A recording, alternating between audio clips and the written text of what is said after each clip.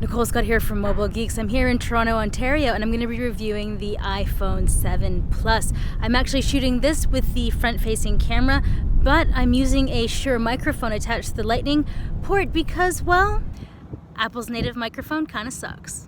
If you want to find out what I thought of the rest of the phone, well, stay tuned. So the big question everyone's been asking me is, what about the camera? Is the camera worth the upgrade? If you have the 6S, this alone wouldn't be enough reason for me to upgrade. The telephoto lens doesn't have optical image stabilization, so you go 2x and it's too shaky. And it isn't the best at low light like everyone keeps talking about. It's good, but I'd say it's on par with what Samsung's doing. Depending on the shot, Samsung might take it, or it might be the iPhone. The iPhone 7 is what I consider to be flagship quality low light. Is it the best camera that Apple's ever made? Obviously. Is it industry competitive? It sure is. Is it the best that's out there? I'm not so sure. After a month of waiting, the camera finally got updated to the beta version, which gives you portrait mode.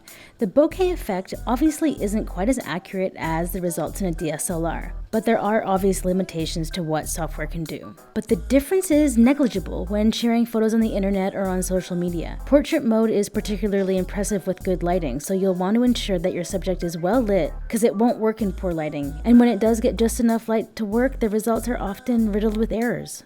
Next up, most people who meet me are interested in upgrading for the performance, which is appreciably snappier than it was on the iPhone 6s Plus, mainly in areas of app start times and reloading cached content. This extra gig of RAM makes a pretty big difference in the number of tabs that Safari can keep open in its memory.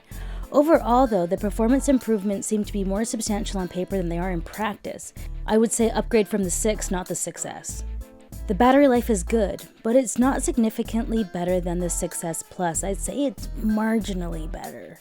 But in the first month, I have been taking a lot of photos. I'd say an average of 30 to 35% of my battery heads there a day. Having said that, there's the odd day where if I'm just using social, email, streaming music, and a few YouTube videos, I'm at 50% at 11 p.m. If you don't use the camera, I'd say it's capable of being a battery life beast.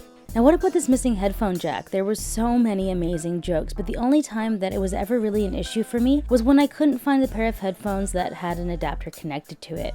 I used to use more than one set of headphones on the go, now I can only have one. I do have a Bluetooth set, and I rarely run into the problem of charging them. Listening to music from your iPhone still sounds a bit like it's coming from a tin can, but comparing it to the last generation, it's a significant improvement. It's easier to watch and share videos since you don't have to turn it all the way up. It's just easier to hear what's coming out of the phone.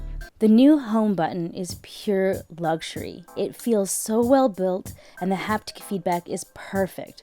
This is really my favorite feature of the new iPhone. If you think back to the launch, the other feature that Apple pushed was the wide gamut screen. Honestly, the display is nice, it's really nice, but when you're used to using AMOLED displays on Android devices, saturation isn't novel. I also don't think it's more colorful or more rich than any of the other displays that are on the market. Maybe we'll have to wait for Instagram to roll out full wide gamut support to really get the most out of it. Adding water resistance is a massive deal for me. I'm constantly almost dunking my phone in the lake, and living in Taiwan, getting caught in the rain happens to me more often than I'd like to admit.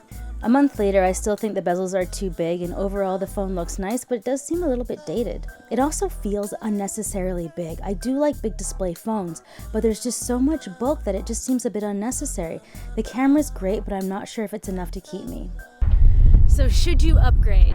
My final thoughts are, if you have the 6, absolutely. If you have the 6S, it's a pretty minor upgrade. The camera is good, but it's not a massive leap forward during the low light performance. 1 month in, those are my thoughts. Nicole Scott here from Mobile Geeks.